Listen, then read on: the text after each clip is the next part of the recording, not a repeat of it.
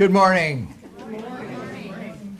Welcome to the Alaska Center for Spiritual Living, and thank all of you for coming out on this beautiful Alaskan spring day. And welcome to those of you who are watching on YouTube. Unfortunately, you couldn't be here today. But if you're ever in our area, we'd love to have you stop by, and we'll absolutely do our best to make you feel right at home. As my grandpappy used to say, we got so many ways, you're bound to like one of them.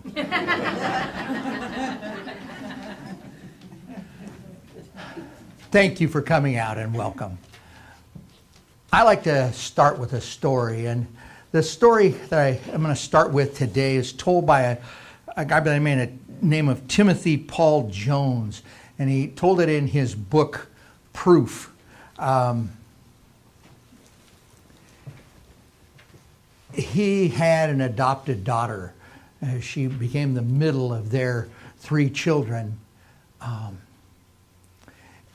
She had been adopted before by another family, and I'm sure that they were well-meaning and loving and supporting, but she just was never able to be integrated into the biological family. She just never really got to be to that place. And after a couple of years, the family took her back to the state, and the adoption was dissolved.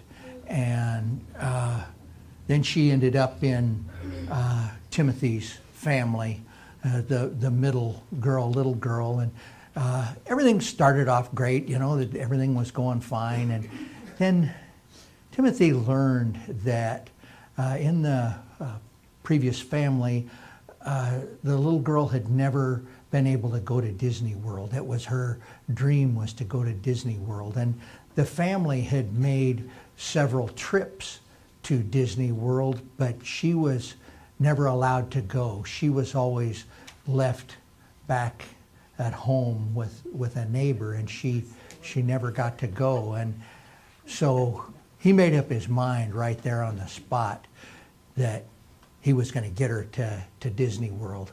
And he thought, well, I'll just save this for some time when, I have a trip or a speaking engagement in the Southeast somewhere. And the universe certainly conspires with us. And sure enough, a couple months went by and he got a speaking engagement in the Southeast. And so he decided to take the family on a family trip to Disney World. And he expected things a lot differently than what he experienced. What he experienced was this little girl began to misbehave very badly. And she started lying, and over things that it was way easier to just tell the truth.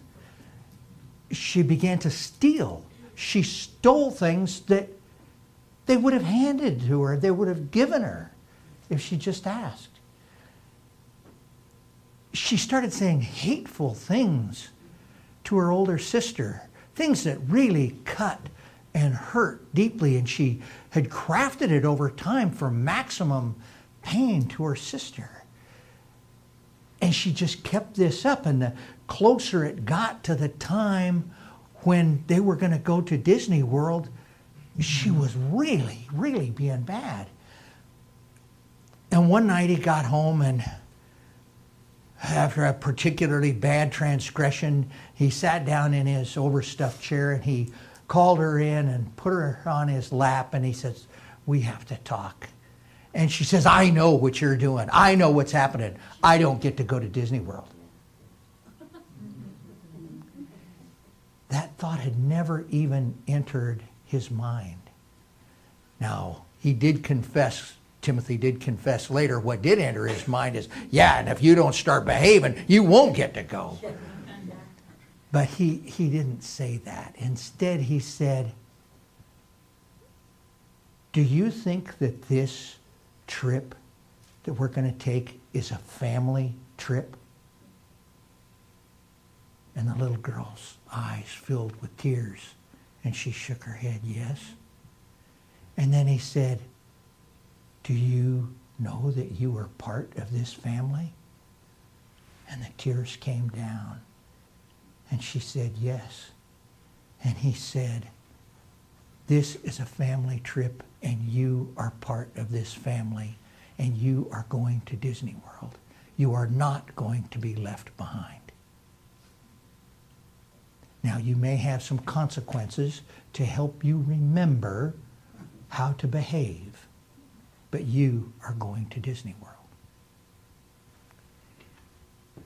He said that he had hoped that he could report that her behavior changed immediately.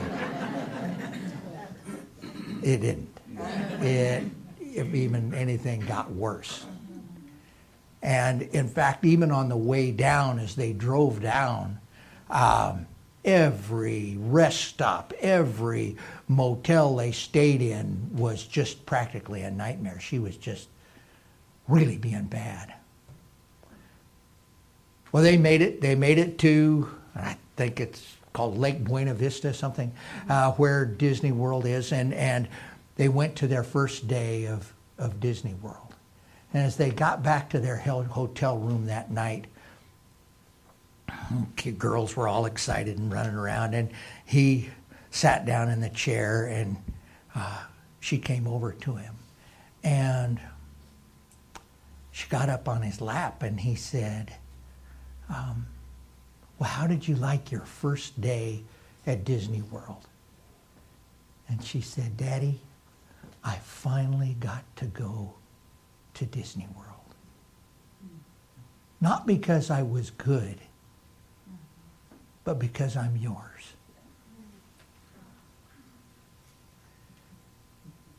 Our theme for this month is diversity.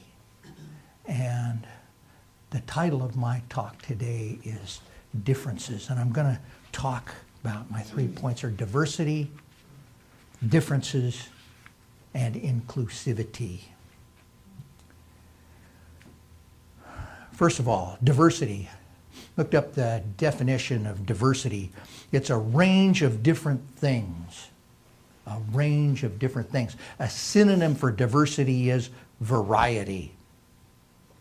There was a study done by the American Museum of Natural History. The focus of this study was to find hidden avian diversity. That is, birds that look alike and look like they're the same birds, but they're not. They are actually totally different species. When they got into and began to study birds a little bit deeper and getting into their DNA and all of the other things that are involved, they came to realize there were many, many more species than ever known. Prior to this study, it was estimated by most ornithologists that there were between 8,000 and 10,000 species of birds in the world today. After this study, they've came to the conclusion that there can be as many as 19 or 20,000 separate species of birds in the world. And my point in all of this is that there is a huge diversity in our world.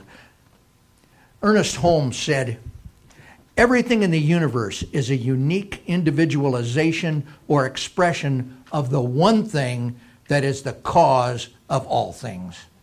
No two blades of grass are alike. No two grains of sand, no two thumbprints, no two anything are alike, and nothing ever exactly reproduces any other thing. This means that the one ultimate cause is pressing against every individualization, flowing through it or him or her, and that every event in the finite has an infinite possibility behind it. So we have an infinite opportunity for expression and difference.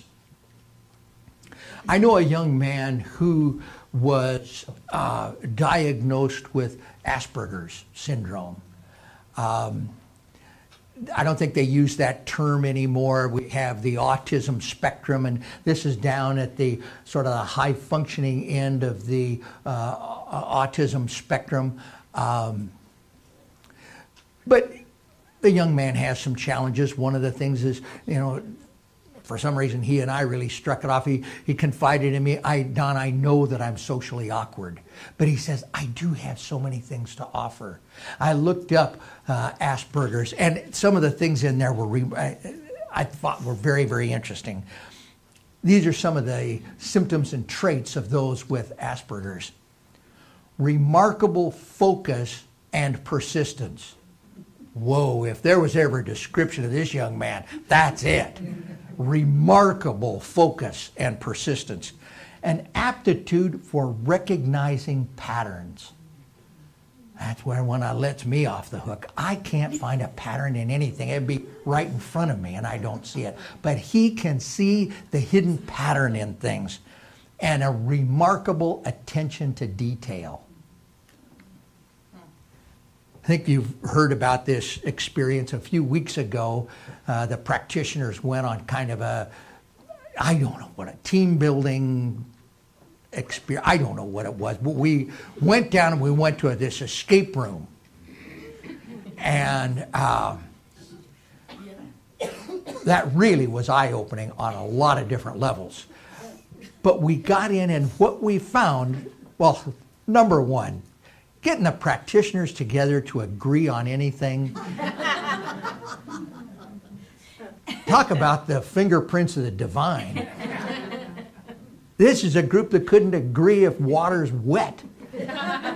And yet we're put in a situation where all of a sudden we have to work together. Now that first room, we almost never got out of I'm serious, the coat room where you hang your coat up. We were horrible. But the further we got into it, the more each individual's contribution started to come out.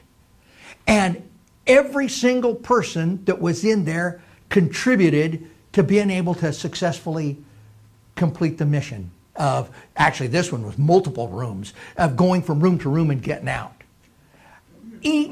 And we couldn't have done it without each person's contribution. And I almost wish, well, I didn't almost wish, I wished that we'd have had my friend with Asperger's, because he could have seen the pattern way before we ever did. And his attention to detail would have been extremely valuable. We're all big thinkers. Not enough people looking down at the fine details. My point in all of this is that we all have gifts. We all have things that we can do that maybe not everybody else is good at. You know, some time ago we did that work with the Clifton Strength Finders, and I love the concept behind the Clifton Strength Finders. And that they don't talk about weaknesses at all. It's all about strengths. What are your strengths? And they don't talk about, you know, you've got this, 34, 38 strengths that are measured on here. And nothing is a weakness. It's just relative strengths at different things. And in that, we all are unique. We all are different, and yet each one of us continually and always has something to bring to the party. Each one of us is bringing something unique that is important. Tracy Brown, in her book, I can't remember the name of it right now, but it talks about the stained glass windows. You know, we talk about being a melting pot, you know, in the United States. And yeah, maybe we are a melting pot. I've also heard us described as a salad where, you know, all of the ingredients are still individual, but together we have this taste. But I almost think that this analogy of a stained glass window is better. We've got these individualized pieces of glass, little tiny pieces of glass that by themselves are beautiful. But when they are put together, they can make a magnificent picture that can tell a story. As we walked through the Camino de Santiago and went into some of these cathedrals, 11, 12, 1,400 years old, that took, you know, 6, 7 centuries to build, and these stained glass windows. And they've got stained glass depictions of the very stories that I'm still telling today from this pulpit. The very same things. And it takes all of those individualized pieces of glass to go in, and when they come together, they can make this beautiful, beautiful mosaic. I don't even think that's in my thing here. Okay, escape room. Point number 2, our differences.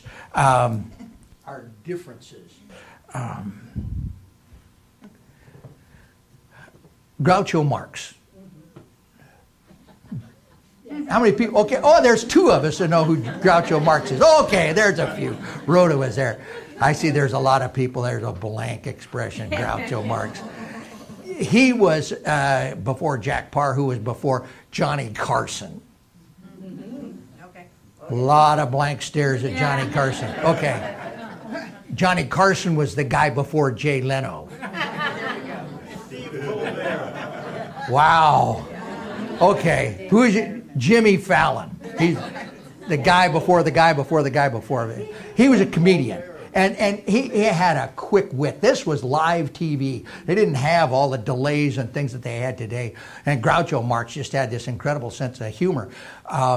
One time his daughter was invited to an exclusive country club, and she went in and they were going to go swimming, and she was denied entrance because she wasn't a member of this exclusive country club. When the people at the country club found out their error, that they had denied entrance to this famous comedian's daughter, they were embarrassed, and they wrote a letter of apology, and they invited him to become a member, and they sent him an application and everything else. And Groucho Marx, in only Groucho Marx fashion could ever come with, he wrote back and he said, you know, I don't think I'd be interested in joining a club that would have me as a member.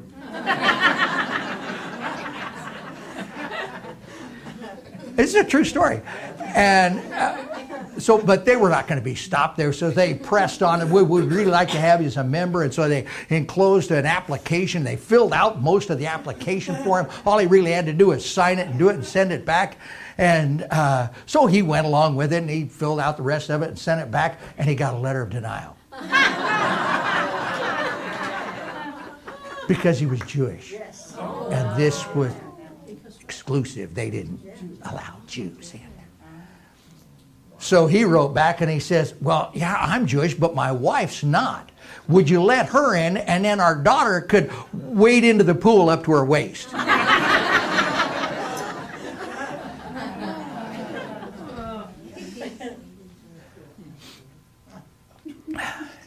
We can laugh about it, and it's good, and I think it is, but I think there's a lot more there, and I think there's a lot to be said. I want to go through some words and give some definitions to a few things that we're going to be talking about, I think, all month. And start. Prejudice is to prejudge or assume. A stereotype is a generalization applied to a group or category. Discrimination is when someone acts to harm or deny others based on a stereotype or prejudice. Racism, or this could apply to sexism, ageism, whatever, your favorite ism, is the result of prejudice plus power. Internalized oppression, that is limiting oneself based on externally defined group stereotypes. When you hold yourself back because of a group stereotype, of something about the group to which you belong. And privilege is the unearned benefit of membership in a majority. And we're going to talk more about that as the month goes by. I thought all week, how am I going to express this? How can I really get this out? And in fact, I was thinking about this as I was driving to my exercise class in the morning, and I'm coming down Seward Highway, and there in the middle lane is a driver going significantly slower than the flow of traffic. This particular automobile may be doing 45 is my guess, maybe 50. Right in the middle lane, 3 lanes, Seward Highway going north. And so everybody that's coming, has to either goose it and go real fast and cut into one lane or the other, or has to slow down to 40 and go other way. And I'm, this bozo. And so was sitting there thinking about this driver, and would probably say, that's not very ministerial. And so I pulled up, and I couldn't help but look in the window to observe this driver. And sure enough, there was a young person, undoubtedly a teenager, and guess what she was doing? Going down the road. So boy, what's going on in my brain? So I make it to exercise, life's good, and 2 days later, I'm going down the same stretch of highway going through, and there's another car going slow in that same center lane. This time I didn't have to change lanes. I was already in the good lane. So I kind of looked, and as I went by, well, I bet that's another teenager in there texting. It's so damn teenagers, they're going to kill everybody on the road. They shouldn't even give them licenses until they're 40. But instead, there was an older gentleman. And immediately I thought, oh, well, it's just an older gentleman. He's being careful. And Was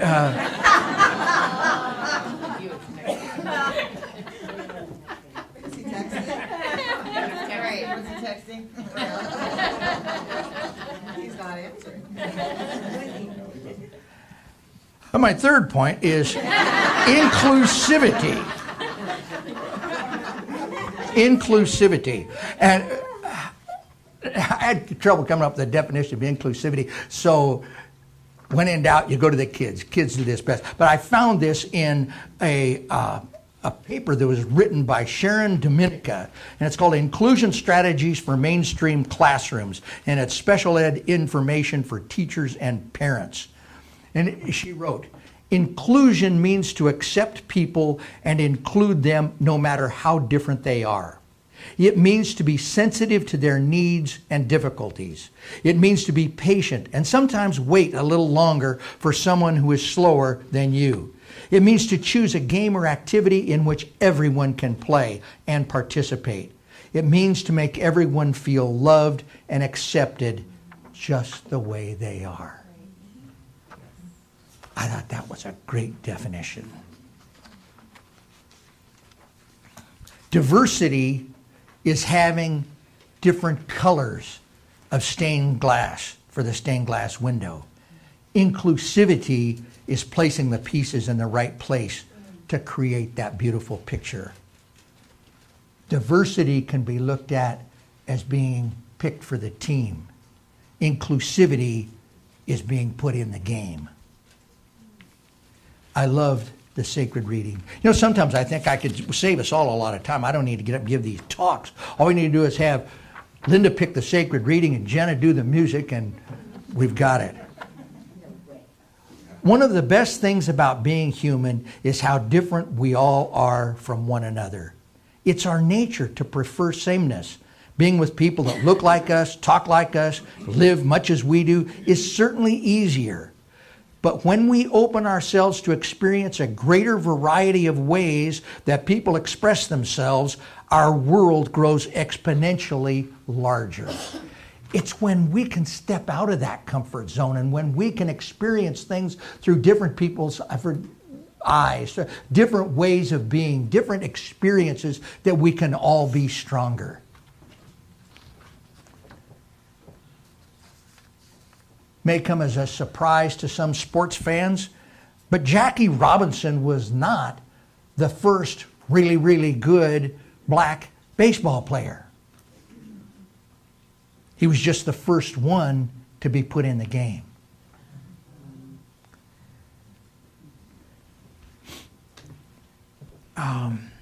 This is a story from CSL in the lower 48, but it could be next door. This could have happened this day next door. Little girl was outside of the nursery room. It's for the toddlers and up to school age. And she was standing on the outside and she wouldn't go in. And the teacher came over and asked her if she wanted to come in, and she shook her head. And she said, "Why not, dear? Come in and play with us." And she just looked down, and the teacher looked down and saw that she didn't have any shoes. And she said, "Yeah, come on in." She says, "No, they'll laugh at me." And the teacher said, "No, they won't. You can come with us." And as they kind of sat there for a minute, another one of the teachers came by, and she asked her to join too. Still shook her head. She says, "You wait right here." Teacher went in and said, "Okay, kids, we're going to have a different deal going on today. This is going to be a good deal today. Everybody, take off your shoes and socks and line them up over here against the wall." That's inclusivity. That's getting everybody into the game. Oh, we're out of time.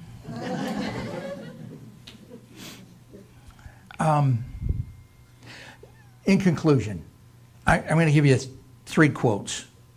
And then don't let me get down without blessing the food or Gino. Don't let me forget to bless the food. Okay, 3 quotes. This first one is Ernest Holmes, comes from the Science of Mind textbook. "The thought of God must be the cause of all that really exist. And as there are many existing things, there must be many thoughts in the mind of the infinite. This is logical to suppose, for an infinite mind would necessarily conceive an infinite variety of ideas. Hence, the world of multiplicity or many things. But the world of multiplicity does not contradict the world of unity, for the many live in the one." This is also Ernest Holmes. This comes from What Religious Science Teaches. "Behind all is a unity. Through all is a diversity. Saturating all is a divinity." And my final quote is, "It isn't because I'm good. It's because I'm yours."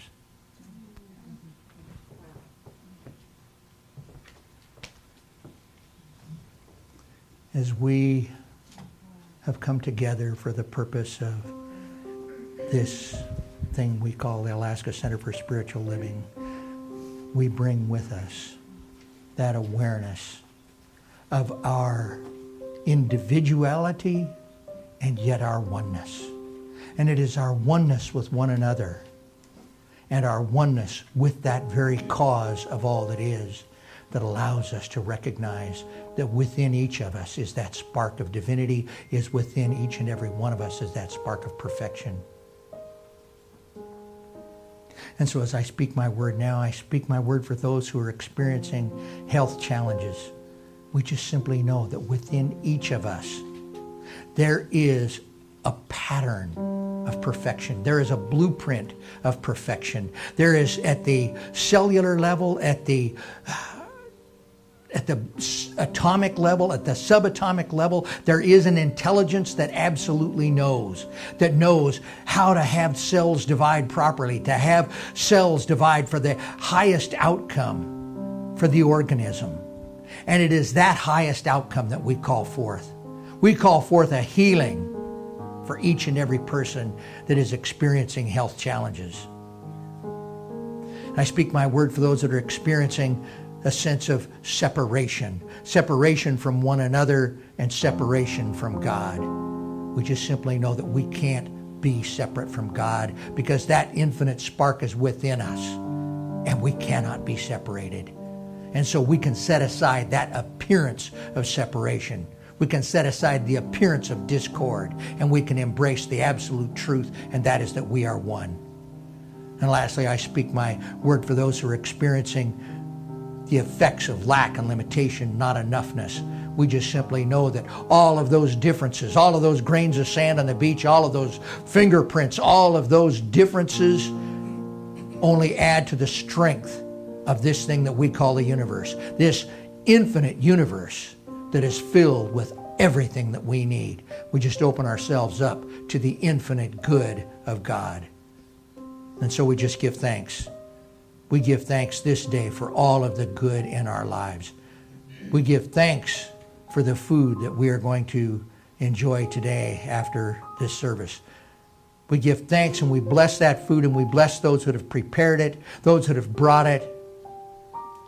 And we bless the love with which it was prepared, the love which brought it here today. And so now it is with a grateful heart and a joyous heart that we can just step back and allow this day, this week, this life to unfold in perfect divine right order. We give thanks, we let it go, and so it is.